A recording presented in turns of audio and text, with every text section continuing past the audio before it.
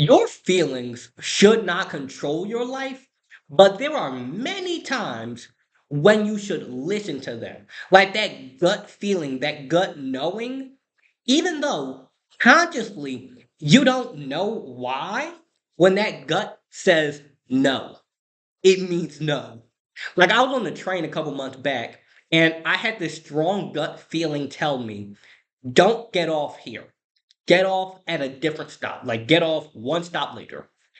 And I didn't know why, but I said, okay, I'm going to listen to my gut today. And I get off at a different stop. The stop where I normally would have gotten off, there was a shooting. So, had I not listened to my gut, I might not be here. And throughout your life, there are going to be many times when something just feels off. Something about this person, something about this business opportunity, something about this job, something about this whole situation is just off. But then there's going to be other times when something just feels so right. Like, not, oh, I feel like this is a good thing for me. No, it's like your gut knows this is a good thing and it says, go for it. You might not have the money for that opportunity, but your gut says, go for it. You might not have the knowledge or the resources or know what to do, but your gut says, go for it.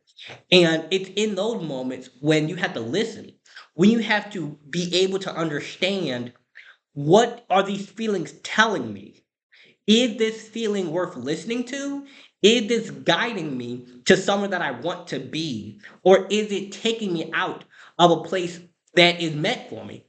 Like a while back, I spent some money to go to this meeting, and my gut, like my bank account was saying, Lawrence, that might not be a good idea. But my gut said, do it. And I listened to my gut, and that has led to so many opportunities for me in such wonderful ways. And for those who don't know who I am, and you might be new to my content, my name's Lawrence. I'm a youth empowerment speaker. I spent the last 4 years specialized in helping teen young adults build self love, confidence, and a positive outlook on life. In addition to that, I'm also an author. And recently, I've been working on a book where I was going into graphic detail about not only my own mental health history, how I was able to get better, and the tools and resources that I needed and were able to help guide me along. And in writing that book, a lot of memories and emotions and feelings were coming up. A lot of things that I pushed off to the back of my mind were coming to the surface. A lot of things I didn't want to remember, a lot of feelings and emotions and thoughts and all these things were coming to the front. And it was painful to write this. I'm putting my heart and soul into this thing basically. And even though emotionally it was a painful process to write it, my gut and my spirit knew it's worth it. There are painful things that we have to do that are worth the pain, like going to the gym so you can be healthy and play with your children, or going to get a degree so that you're able to get this high paying job like a brain surgeon or something, or starting that business, or working a door to door sales job, or whatever it is for you. Saying hi to that person in class and you're like nervous. What if she doesn't like me? What if he rejects me? What if this? What if that? But you never know until you find out. You never know how good life can be until you just take a shot. And every day you wake up, you have the opportunity to go out there and take a shot. Every day you wake up, you have the opportunity to start that business, to go to the gym, to talk to people, to apply to that job, to apply to college, whatever it is for you. And if you don't take that shot, if you don't try, if you do nothing, nothing happens except less time. And with less time is less opportunities to take shots. And you don't need to hit a home run every time. You just need to keep swinging that bat. And eventually you'll hit something. And in the process, you'll learn how to become better at swinging. So it's at the first start, like you might swing the bat 100 times and hit nothing. And you might only hit the ball 3 times the first 100 swings. But on those 3 times, you're like, okay, what did I do? What worked?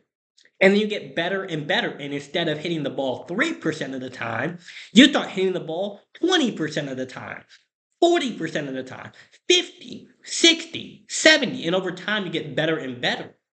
But if you don't start, you'll never start the process.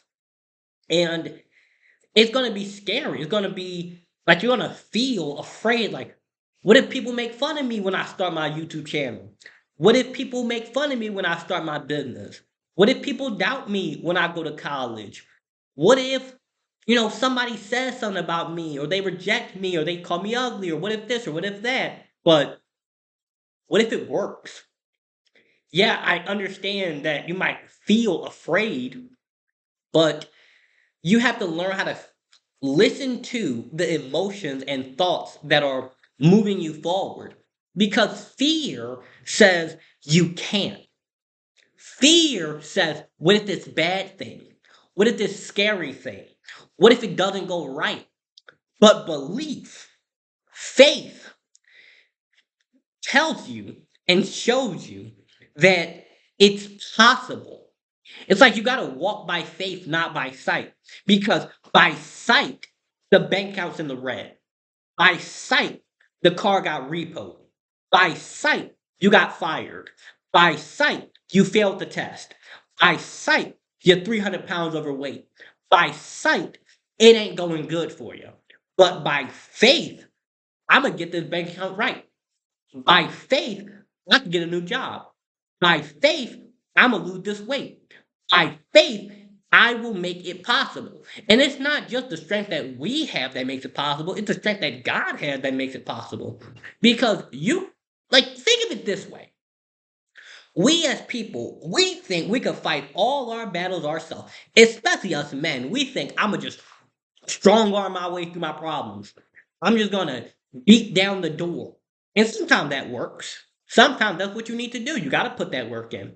You got to show up. You have to take action, but you also have to be willing to know when to throw your hands up and say, God, I did everything I could do.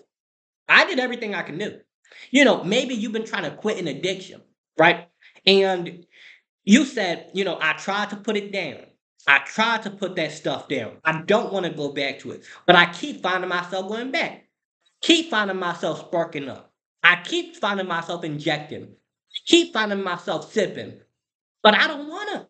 Tried everything I can do. God, take the wheel. You know, maybe you got to get on your hands and knees and start sobbing and praying. Maybe you need to find another way. But I really do believe that it's in the times when we admit that I don't got the strength for it. Like, I don't got the strength for it. I did everything I could do. I did everything I can do. I tried this, I tried that, I tried this, I tried that. And God just sitting there like, did you try me though? Did you let me step in there? Because think of it this way too. Have you ever seen a bird die of starvation? Because I haven't. Have you ever seen a rat die of starvation? Because I haven't. Have you ever seen a roach die of starvation? Because I haven't. And the metaphor I'm getting at, and this is also, I don't know where, but it's in the Bible where it describes it. It's that God provides for all the animals and all the grass and all the trees and all the plants. So why do you think he won't provide for you? That's not the that's not the fear and worry of even the world. That's the fear and worry of the devil. We could take it that serious because God is considered the God of like love, peace, a sound mind, stability. And the opposite of that would be things like fear, doubt, self sabotage. It's not going to work. There's no way. But there is a way. There is a way. You got to learn how to listen to the right thoughts. to listen to the right feelings, how to listen to what God says about you, not what the bank account says about you, not what the repo man says about you, not what the landlord says about you, not what your family says about you, not what the haters say about you, not what the doubters say about you. Listen to what God says about you. Because, yeah, if somebody's trying to guide you and support you and give you good advice, listen to it. But if they just plain haters, if they're just plain doubting you, if they're just plain saying there's no way, if they're just straight up telling you that you can't and you won't be able to and there's no way, nope. God always makes a way. And with that said, I hope you guys enjoyed this video. Make sure you like, comment, share, and subscribe. I'm trying to get these numbers up. And you can also get my book, Power to the People, in the description. When the book that I was mentioning earlier comes out, I will also, start posting a link about that. But with that said, have a good day. I gotta use the bathroom.